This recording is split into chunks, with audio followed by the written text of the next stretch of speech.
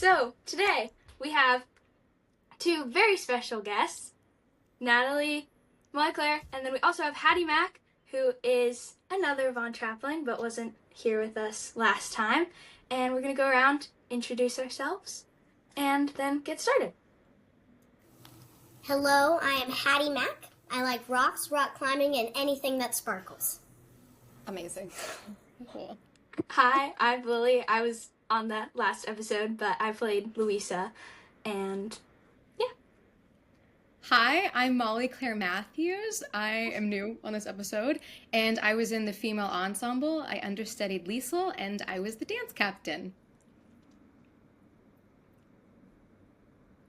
Hi, I'm Natalie Duncan, and I played Maria. Yay! So we're gonna get into a little speed round for Haddie-Mac since she is new this episode, one of our new Von Trapplings, and just get to know her, and then we're gonna talk to Natalie and MCDC. So, Haddie-Mac, what was your favorite city? Okay, so, I know this is going to sound crazy, but I'm going to have to say Zhuhai. I know, it was scary because it was the first time we've ever been in China. It was a whole different culture, and there were mosquitoes when we were rehearsing in the rehearsal room. And we also got introduced to squatty potties, which of those, you do not know what those are. There are toilets in the ground. So that was a little bit different. But I really liked it because that's where our friendship started to come together and we started to be a family there. And there was ice cream that we got every night. And it was just I don't know, it just brought me together to all of my new friends and family. Yay! What was the best adventure, field trip, sightseeing, whatever, that you had? So I really liked the glass bridge, and it was really, really high, but it was so beautiful, and it was the first field trip, or field trip or something, that all 8 of the kids went to, all of us. That was one of the only times that happened, and my grandma, Woo Woo, there was this big hand, and it was closed off. And she found a security guard and found us a way to get on the big hand. And we took photos on it, and we had a whole photo shoot, and it was so cool. And I also found this really cool restaurant. It was called The Goat, and I don't mean greatest of all time, which also goats are greatest of all time. But Marta plays the goat in Goat Herd. So I went to eat in that restaurant, and there was steak and mashed potatoes and Dr. Pepper, which is my favorite meal, and it was the goat, so I was like, goat.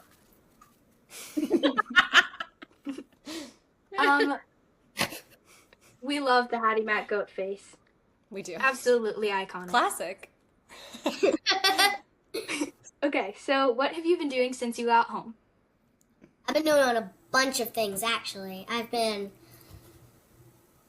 doing voice lessons, I've been doing dance, I've been doing sign language, and I've been learning how to do piano. And I volunteer at this Happy Days program where some people with disabilities go where they can just let loose, dance, sing, and eat lunch together and do activities like dodgeball or do crafts. And I volunteer there and help there, and it's really fun doing that.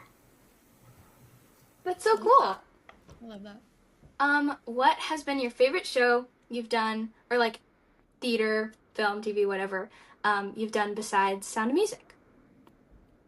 Well, I haven't done, actually, fun fact, I've never done any theater other than Sound of Music.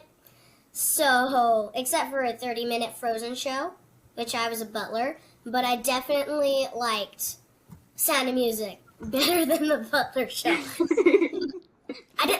Did you guys even know there is a butler in Frozen? I can't say I did. No. I know, but I wore bet you less were amazing. So There are no small parts, only small actors. yeah. Yes. So really, yeah, I really liked Sound of Music and that's the only thing I did, and I think that first one will always be my favorite. Yeah, that's great. Okay, so we've wrapped up the speed round, gotten to know Haddie-Mac a little bit, and now we're gonna move on to talking to MCDC and Natalie. So, yeah, our first question is with Haddie-Mac. What was your favorite city and why?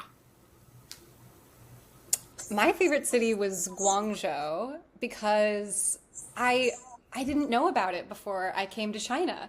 And I knew I was going to love Shanghai and Beijing and all these bigger cities that I'd heard of before, but Guangzhou is like the third biggest city in China and I didn't know about it. So when I got there, it really is the best of both worlds. It's this huge city with tons of things to do and like the Canton Tower, which is this ginormous tower. But then I also got to go climb a mountain and go ziplining. So I had a great time. I got to do a lot of really fun things in that city. And the theater was my favorite there too. It looked like, when we looked out, it looked like we were looking at all these little stars, which was amazing. Me too. I loved that theater. That was my favorite. So pretty. So pretty. That was literally going to be my exact same answer. I loved Guangzhou. I got to try shooting with a bow and arrow for the first time, which was a lot of fun. Sabina took me to do that. And then the other city that I was going to say was Suzhou. I loved Suzhou because I loved being by the water.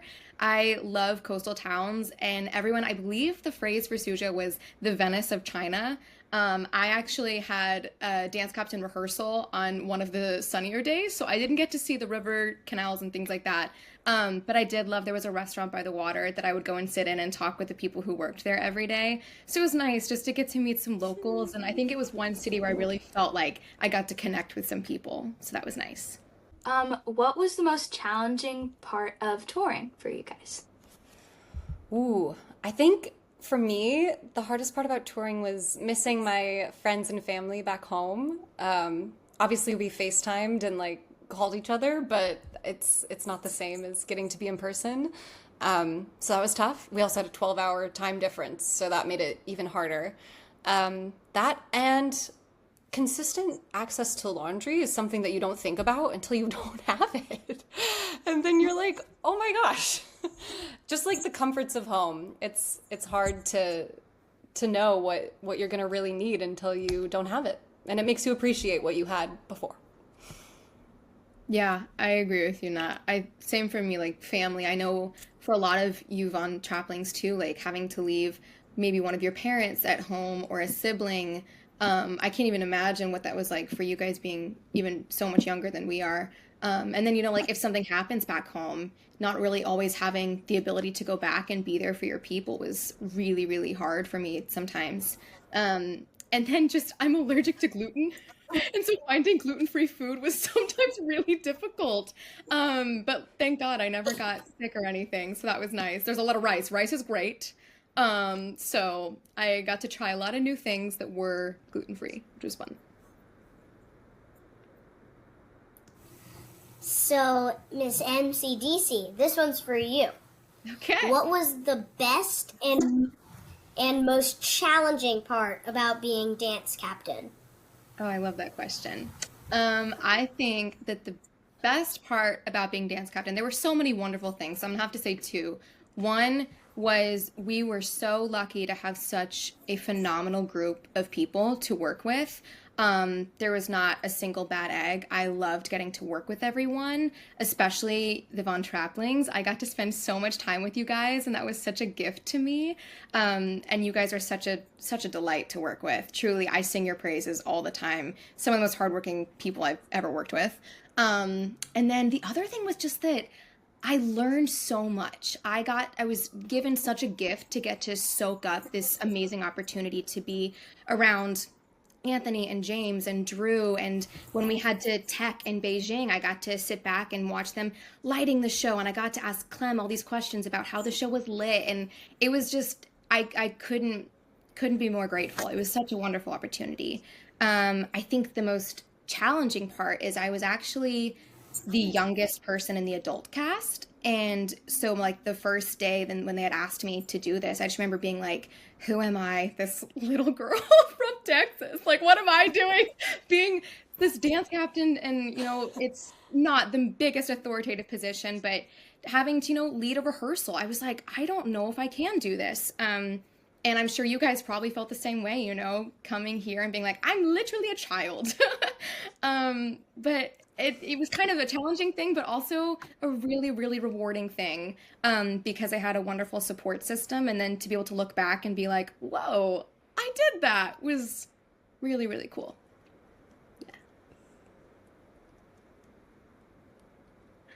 So this is the same question, but for Natalie. What was the best and most challenging part of playing Maria? The best by far for me was getting to hang out with you guys every night on stage. I feel like we got to, I don't know, really just play, and obviously we had to do our job and hit the marks and say the words. But there was so much playfulness and joy that we got to access every night, and it was just really fun. The hardest part about playing Maria, I think, was just making sure that my body and my voice were in good enough shape to do the show. So it was really all the things that I had to do to maintain outside the show, not always being able to go hang out even if I wanted to, or stuff like that. Just knowing my limits and having to rest and prepare myself for a bit of a beast. How did you get into theater? And this is for everybody. We're moving into Yes. that kind of portion. So, I started with theater when I had been singing for a really long time, and my mom was looking for something for me to do, and she had seen shows at this theater, and she was like, oh, they're having auditions and stuff, you should try it. I mean, you love singing and stuff. So I did that, and I was kind of skeptical at first, but then I got to once I got in the show and got to meet everybody and be on stage, I loved it so much. And it was kind of sad because that was the year before COVID, and then I kind of had to take a break for a little while. But that's how I got started into theater, and then that specific show led to other shows, and getting an agent, and then that led to other shows and other things, and kind of just domino effect. Yeah. That's incredible. Good for you, Lily. I got into theater, so funny enough, my parents did not have a lot of money, and they were kind of always competing of who could find the cheapest thing to do as a family outing. And there was a local theater that was putting on The Sound of Music, and they had a discount for families. And so my parents took us to see it. I think I was 4 or 5 years old. I was really little, because I remember thinking I want to be Gretel, because Gretel in our show, their show, grabbed the teddy bear, and I was like, I want to have a teddy bear on stage.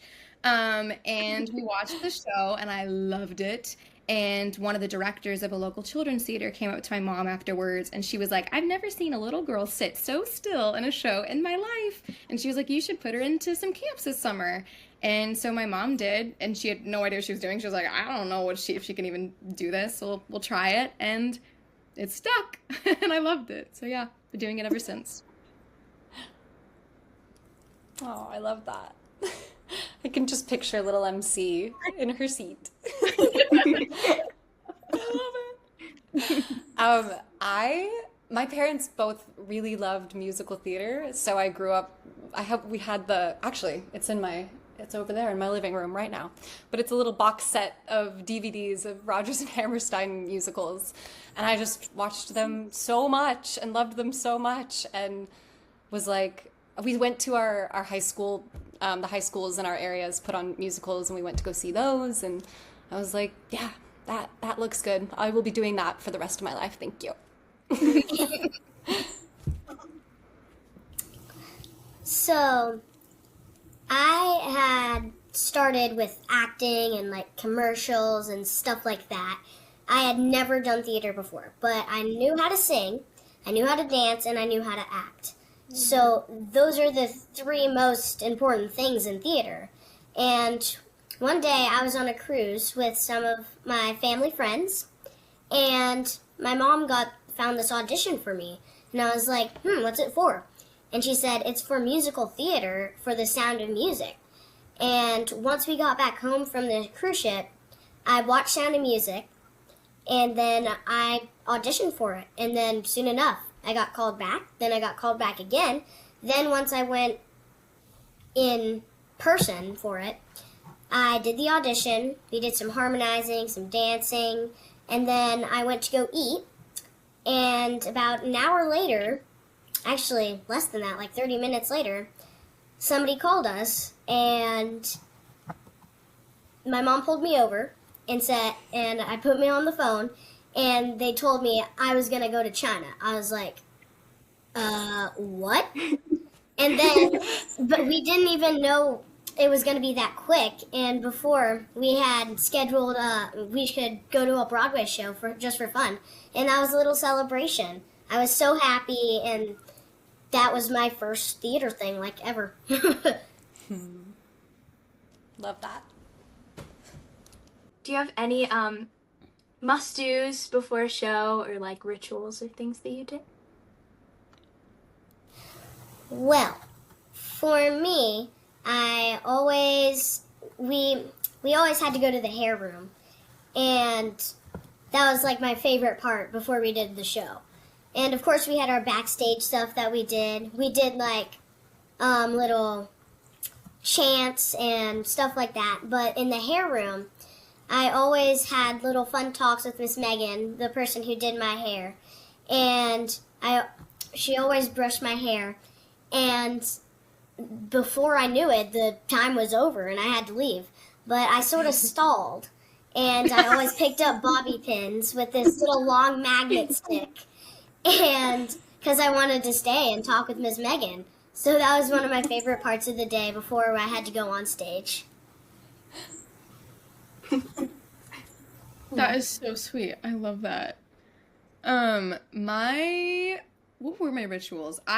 So as dance captain, I always did check-ins with Drew before each show. We actually would have check-ins pretty early on in the day, just kind of keeping in touch, letting each other know if anyone was calling out, or if there were any changes that day, and then kind of debriefing how we would like to go about it, kind of consulting with each other. It's ultimately his call what the changes end up being, but if I had any things I wanted to add in, if it affected choreo, and then if so, I would get to the theater earlier, kind of mark through what we were going to do, and then we would either call people, notify them, let them know, they would get in, we'd rehearse. If not, I just showed up whenever I showed up for a half-hour call and did hair and makeup. And then I also had to go to the wig room because I don't know if many people know this, but our little postulants in the beginning have clip-on bangs that we wear underneath our wimples, our fringe, that we would go to the wig room with. Me and Caroline Mackenzie Gunn would both go and do that together, which was so much fun.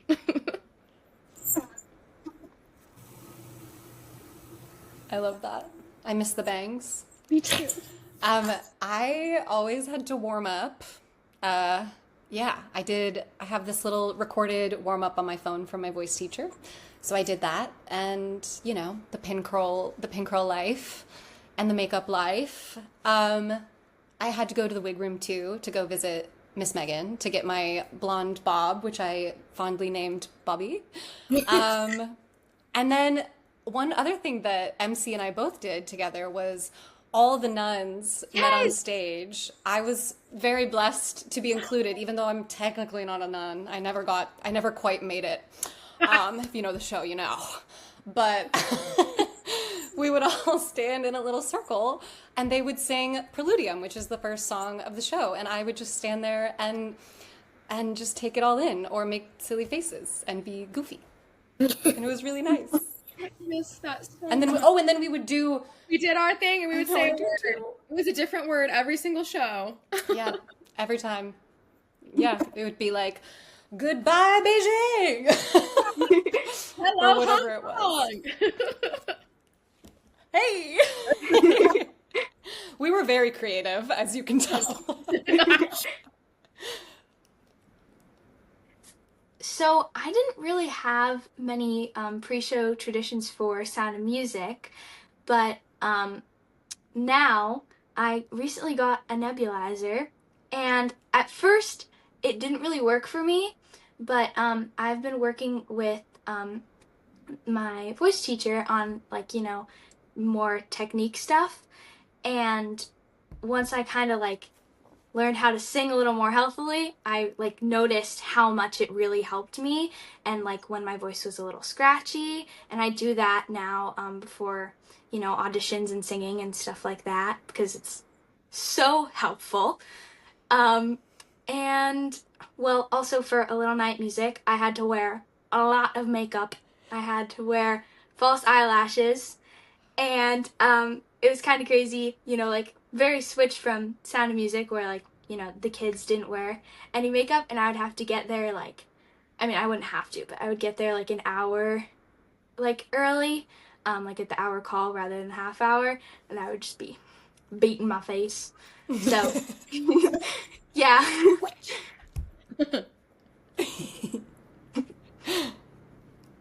Love that. Falsies are hard. There's a trick to them. Yeah. It's not easy. The first couple times, I looked insane. I eventually learned that I could cut them so that they actually fit my eyeballs. Yeah, they went way out. And the costume people gave me little like thread scissors to cut them, which was really nice. And yeah, I perfected it eventually, but I looked pretty crazy during tech. They're hard. Yeah. And our director went up to me and was like, "Are you wearing," it might have not been our director, it might have been someone else, but someone came up to me and was like, "Are you wearing eyelashes?" And I was like, "Yes." And they were like, "Oh." And then walked away. They looked crazy in the beginning. But anyway, yeah. What is a dream role or show that you would like to be in? I would say, I didn't think about this before. I would really love to, I do know an answer. Okay. I really want to be in 13 because I love that show so much, and I love the songs in it, and I think there might be some places that I know of that are doing it, so hopefully I'll be able to do it before I age out of it. But I love that show so much, and I wish I've seen it in person before. I wish it was still on Broadway and I could see it on Broadway. Obviously it closed a long time ago, but yeah, that's one of my dream shows to be in. Oh, Lily, I need to hear you sing What It Means to Be a Friend. You would sound so good. Oh, I have recordings. Okay. I want to... I've done it for auditions like a bunch of times. I sang Brand New You today for the audition I did today. Oh. I love 13 so much. Okay. Send us the videos. I want to see right now. My dream roles. Okay, one of the more like popular ones, cliche ones, is definitely Glinda and Wicked, because I love that whole character arc is gorgeous and the vocals are. And then I would love to be Jerusha in Daddy Longlegs. It's one of my favorite shows. I love it. So good. And then a play, because I'm a big play girl. I'd love to do Constellations one day. That'd be fun. I love Constellations. Oh my gosh, it's so good. Oh my gosh. If you're doing it, let me know. I want to come see. Totally will. It's so good. I would love to play Julie Jordan in Carousel. Just sticking with the Rodgers and Hammerstein theme. And I would also really like to do Anna in Frozen. I want to see that. That'd be so good. Yeah. Oh my It'd be gosh. very fun. Wow. That would be so good. Please tell me if you ever do that, because I will run anywhere across the country or internationally. You could be the young Anna. Yes. We could be a little package deal. Yes. It'd be I'll be amazing. full off. This is Although perfect. I think I might be the same height as you now, so it might be a little weird, but That's true. We finished growing early. yeah. We'll make it work. Yeah.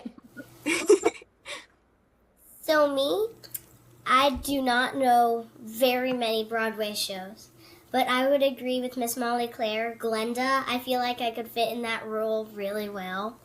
Yeah, you can. Or if I'm gonna go like crazy, if you've ever watched And Juliet, I want to be, what's her name? She's what's her name? Anne? Yes, Anne. I want to be Anne. I feel like I have some of the personality of her. She's just really upbeat and she can go crazy sometimes. That's sort of like me. And I just really want to be her. She's really cool. I like her. And you'd rock the costumes too, I think. I feel like I would like the costumes.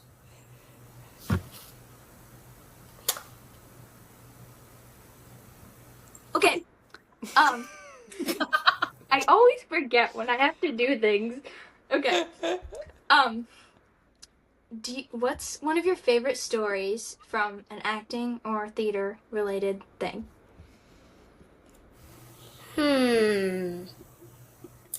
Well, from Sound of Music, I would say probably when... Wait, I was on the tip of my tongue. I just forgot it. Oh my gosh. Wait. Okay. Hold, please. I'm almost there. I believe in What's it called? We could come back to you if you want. Yeah. Yeah. Okay, come back to me. Okay, Yes. I'll go. So, one of my favorite stories to tell from tour is probably just like live theater, and that things go wrong. I always wanted to be able to have a cool like mishap, but we prevailed story. And there was one time when we were in Hong Kong and the show was starting, like literally nuns are about to go on stage. We probably had 5 minutes. And I had just put on my wimple and everything, and I walked out and I see Drew, our stage manager, talking with Corey Bryant, who played Rolf. And I see him looking in his ear. It looks like something's not going well. And so I come over and I'm like, "Hey, dance captain here, what's going on?" And he had an injury that would not be safe under the parameters of what he does in our show. And so Drew looked at me and he was like, "What do you say?" And I was like, "I don't feel comfortable as dance captain sending him on stage to do choreo. If anything goes wrong, like that's on us." So I believe for his own safety, he should be sent somewhere just to make sure if anything is internal, like he's got to get that figured out. So in the usual case, one of his covers would go on, but there are only 2 covers for Rolf, and one of our Rolf covers was out for the day, and so there was only one who could go on, and he was brand new, and he's wonderful. His name is Carson. And so I quickly pulled Carson and the lovely Julia Salati to go and run 1617. Actually, I went on stage, did Preludium, ran off stage to go then grab them. He got changed. They came over. We pulled them. We started to run the dance break when Carson goes, "I think I might have pulled my back this morning." So we had about 6 minutes, maybe 10 minutes at this point in the show that we had enough time after he had changed and gotten everything ready to go before Julia had to then enter for the Von Trapp Villa. And so I had 7 to 10 minutes to try and figure out how I was going to quickly restage 1617 in a way that Carson did not have to lift Julia because he had injured himself. Because I don't want to injure another actor any further. And this is one of those moments that we talked about earlier where I was like, I'm too young for this. But it ended up working out. They were absolute pros. They were wonderful. I truly did my best to honor what the vision was. Thank goodness I got to be in the room and hear James and Anthony and Matt and everyone talk about what, they wanted the dance to be. And so under the circumstances, I did my best and they did a great job. And it was awesome because we had an audience full of high schoolers that night. And this was the night where they just went ballistic for everything that they did. And so it couldn't have been a kinder audience for something like that to happen with. So I love sharing that story because it ended up being a really, really cool moment.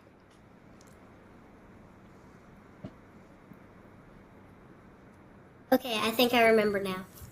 Okay. Okay, so this is another crazy thing that happened. Nothing got delayed. Actually, some of it did get delayed.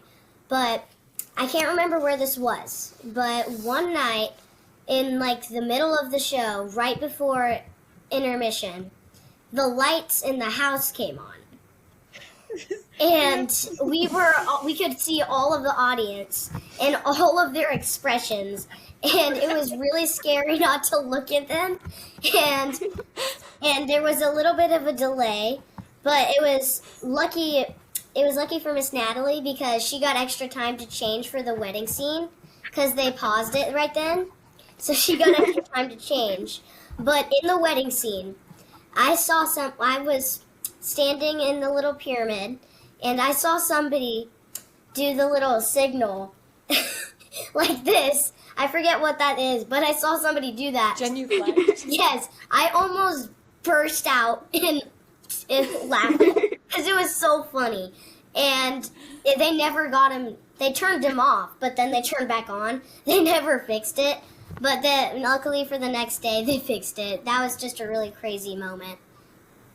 That was a crazy moment. I forgot about that. Yeah. I don't know why, but I've been trying to think of different moments, and all of mine have to do with losing a piece of my costume. The first one that I thought of was when I come back at the top of Act 2, I run on, and I'm so excited to see all the Von Trapplings, and I got a little too excited, and I lost my shoe. Oh, I picked your shoe up. I thought it was you. It was me. Yeah, that was really funny, and I just kind of like hobbled until Haddie-Mac graciously handed me my shoe. I felt a little bit like Cinderella. So there's that one, but then the other one that I thought of was, I don't even know what it got stuck on, but I walked down this beautiful aisle made by nuns and my children to be, and I'm walking down to the captain, and it's supposed to be this just like lovely, lovely moment, and I get like 3 steps in and my veil just goes whoosh, and it got stuck on something and it just got snatched. And I think it was Lauren Sendin put it back on me. It all happened so fast, but someone put it back on me and we proceeded. But yeah, that was funny. I just, yeah, remember, I was just worried that my wig went too, and luckily it didn't. It kept there. That would have been funny. That would have been kind of hilarious. I don't know if the how wig we was would have snatched. proceeded. No. That Would have been like so silly. Bald Maria.